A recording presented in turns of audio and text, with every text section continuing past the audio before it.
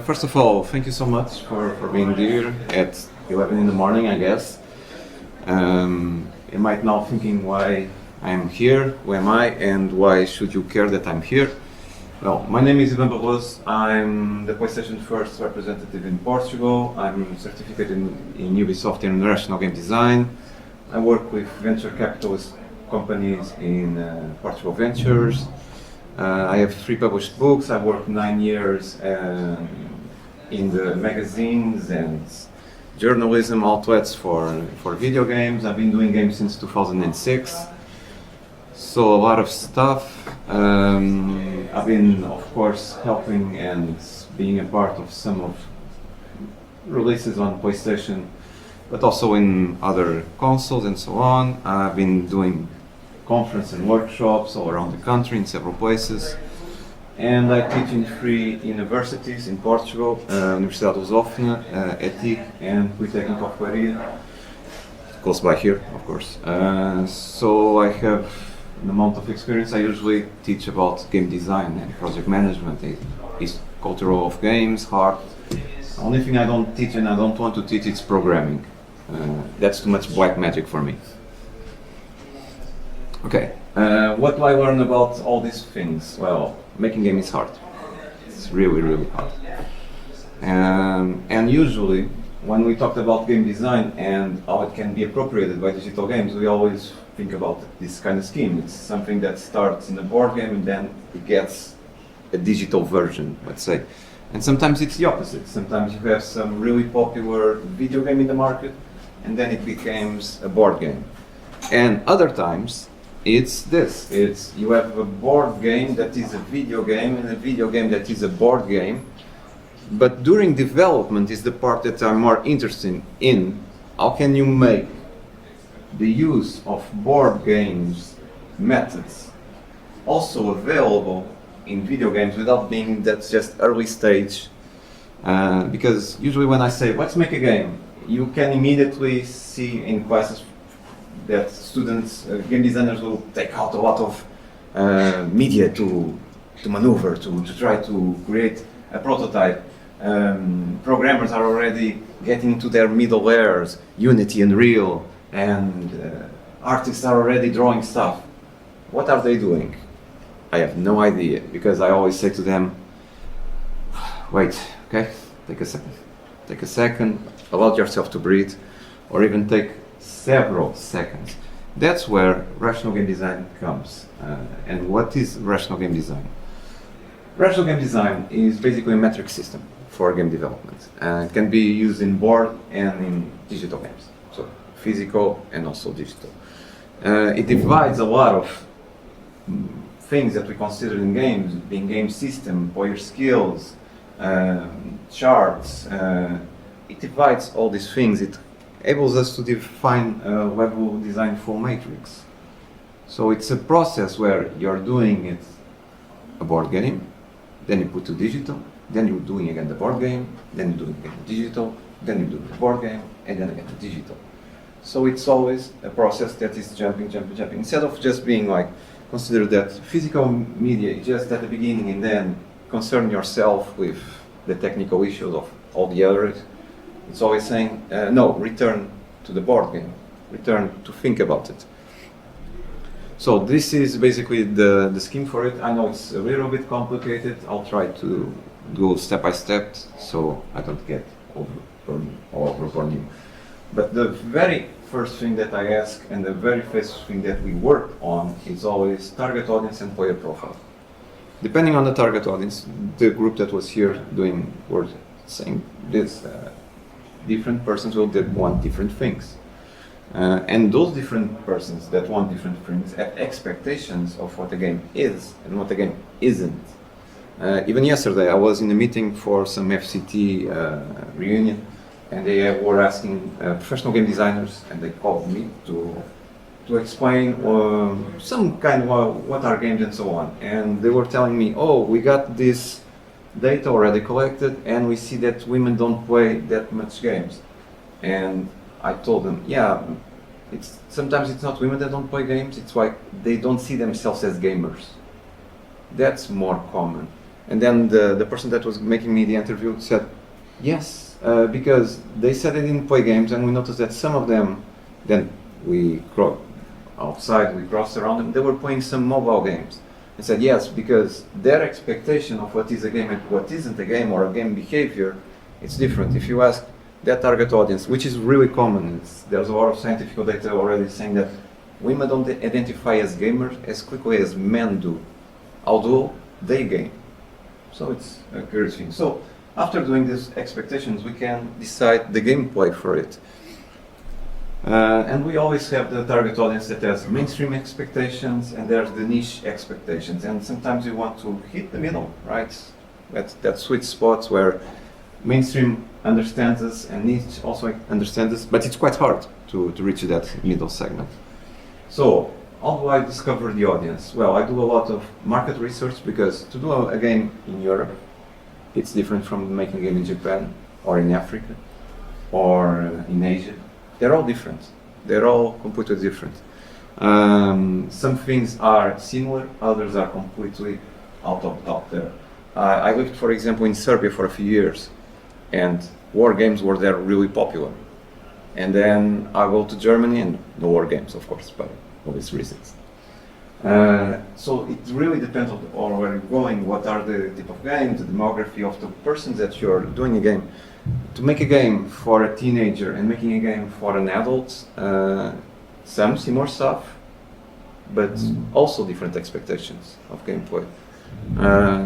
I see that a lot. I have extracted data for the last 4 years trying to understand what is the target audience. And I see, for example, that teenagers and young adults, the story for them is skip. I don't care about the story. But when I present it to an adult, the adult is more, tell me more about that story. So it's all different expectations. So all these kinds of things are always to be studied before even deciding what the game is. Because if we know what are the expectations, we can better define what the game is. There's a lot of scientific data over it, of course. There's also a lot of books that usually go into it, like Brenda Warhol, for example, dedicated most of her research in the 90s and early millennium to understand why were girls not playing games. Then she discovered, no, girls are playing games, but they're playing different games. They don't have the same expectation, and the same way that we think it's behavior or behaviors that were being practical, it's different. She tells even the story of a soccer coach that was trying to teach young girls to play soccer. And they were really slow just by passing the ball, and it was like, why are you so slow? And he would scream to them, pass the ball, and it will not work. So he decided, no, I'll talk slower, pass the ball, please. Still didn't work. And then he started to understand what was going on. What was going on was that those girls were trying to figure out to who would they passing the ball to. Was to their best friend? Was to the girl that was friend with her yesterday? Was it to the person that they didn't like that much? Even if the person they didn't like that much was closer to them, they would prefer to pass to the best friend. So they were making all these decisions that were social decisions. And then he started saying, okay, social impact. And Brenda Warhol then took that and started to make a lot of questionnaires. And so to try to understand that. There's a lot of books, of course, dealing with these kind of subjects. Barthes is, of course, really fond of doing the 4 major profiles. Of course, it's been expanded in the years. We know that different profiles want different gameplays and retention systems, which also makes it easier for us when developing a game. And then we go to that board part. After deciding all this stuff and having all this data, it's easier to decide what can work and what can sometimes be more tricky to work. So that's the early part. The second part is, of course, this part of level design, ingredients, signs and feedbacks, how everything is going to work. So when I took a game system, I define always what is gameplay, what is mechanics, what is player skills, what is inputs, and what is atomic parameters. Atomic parameters is slightly variations on the same mechanic that exists, so I can extract more content from it, so I can get better decisions from it. And I devised that there are 3 major skills. This is know I'm not inventing this. This is already here for a long time. Physical skills, mental skills, and social skills.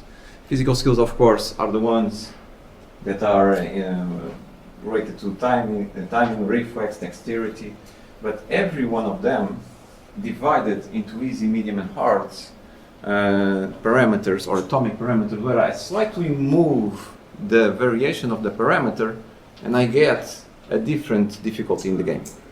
That makes the games not get overscoped, because they're more thought about what is the content. Mental skills is, of course, about challenges that involve more you thinking, observing, memorizing, identifying, making decisions. So that part is also useful. And once again, I can divide everything into easy, medium, and hard. Social skills are the ones more involved, of course. Working together, working with each other, the party size, the negotiation, the cooperations, steps that I need to coordinate a team or to just coordinate myself with others. Sometimes social skills are the ones that I'm doing something with someone else at the same time, but it can be also I'm not able to get this mission, but if I talk to a friend that's playing the same game, maybe he also has some major concept of how can I pass this challenge. So I take all of this and then I get back again to producing it. Then I stopped once again and I think, okay, now we have to determine the ingredients. What are the game's ingredients? And I try to give clues as a game designer to the artist, but also to the programming part. I define everything that needs to be produced, everything that needs to be done. How is everything going to work? And for signs and feedbacks, I'm always thinking about, well, there's sounds, there's visuals, and in case of video games, there's vibration. So trying always to determine what are those ingredients and working with feedback systems. And I'm not even writing one single line of code, I'm not doing one single art piece, I'm just preparing the team for it. So we are always going from digital to board, to digital, to board, to digital, to board. And eventually, just one will say that's the digital final part. Level design is also a very complex system in a complex subject. That's what torments, I'll say, a lot of game designers, because you test and you try to see how the audiences react to all these kinds of behaviors. But I took out also a scheme, a method for it. I isolated those atomic parameters that I spoke before. I isolate them and saying, for example, shooting duration. When it's easy, the target will sustain 1 second of the items. When it's medium, 3 seconds. When it's hard, it needs at least 5 seconds. And I divide all the atomic parameters in this part. So afterwards, I just have to take all these atomic parameters, mix them together. What happens when I have this atomic parameter in easy and I do a conjugation with this atomic parameter in hard? Probably I get a conjugation of a matrix in minus, in medium minus. What happens when I have this atomic parameter in easy and I join them with this one in medium? So it's a lot of scientist work, as I usually say, where we are always trying to mix and to understand the variables that the game has, all specific variables. Of course, when we do the board part or the digital part, there's something that we always, this is just the beginning. This is just to get us a clear mind and to reduce the time that it's needed to develop or to think about what we are going to do before going to test. Test then will say if we are correct or if we are wrong. And after it, I can select all the challenges that I want, and therefore I create the flow of the game just by the conjugations of easy, medium, and hard. I start with 2 easy challenges, then I give 3 medium challenges, and again easy challenge. That's for the audience to relax. Medium, so I will elevate it, relax, elevate it, then it's now harder, then I take them down to easy, easy, and again finishing in medium. So this is a really complex subject. I'm not waiting for you to understand, but it's a easier way for us to get the flow system working. And after you do 1 or 2 games like this, the streamline is really, really fast. So it's always a part of always getting back to drawing something, deciding something, and then just implementing something. Either that thing is to be implemented on board or on digital. And that's the point of using rational game design as a metric. So it's this cycle. Instead of just being a line where we done the board part and now we do the final version, it's always rethinking, reusing, and reappropriating what we learned so far. Many time, 4 minutes, cool. Just some games. Every game that I'm going to show, it's award-winning game done by students. One thing that we also, why we use rational game design, why I use rational game design, it's quite simple. I have 200 students every year. And from those 200 students, I have to oversee around 64 games per year. I'm joking, it's not per year. It's between February and June. I have to oversee 64 games every week. 50 of them are all in the same day. I start at 10, I finish at 18. And you might think that's a mess. You will never be able to control so many games at the same time. But by using rational game design, I can control every single one. And the teams start to help each other because they start to understand the concepts. And this is award-winning game. Elena won several PlayStation Talents Awards, was nominated for IndieDB Game of the Year. Laura also won several awards in PlayStation Talents and also in the Azores Islands. And Trude won several awards here in Leiria, for example, in Polyimprient. It says right? Okay. But also IndieDB got the 4th place in 50,000 games worldwide. This game reached to 4th one as best upcoming game. Diana Zlair got a lot of awards for best kids game and so on. So you can see different audiences. Elena, for example, was for adults, and through young adults. This is for kids. And this is, as you can see, the years are always the same. This is all the same years. Bracar Augusta, that was done by a student that was already had a master in conservation and restoration, and then she came back to a BA to study games again, and our game won several awards and even was invited to go to South Korea. This was the first year. Most of these games are first and second year, not even the final years of the degrees, because at the third year they usually get internships and then go away to win money. And feed the refrigerator with food. Was also a lot of awards in PlayStation Talents, also in Lisboa Games Week, Grandma's Recipe, same story, PlayStation Talents, Lisboa Games Week, Iberanim, they were there. Xisto also won a lot of awards, distinctions, won the FNAC Novos Talentos from 2 years ago, if not mistaken. The Fisherman, Games for Good, won a distinction for being Games for Good.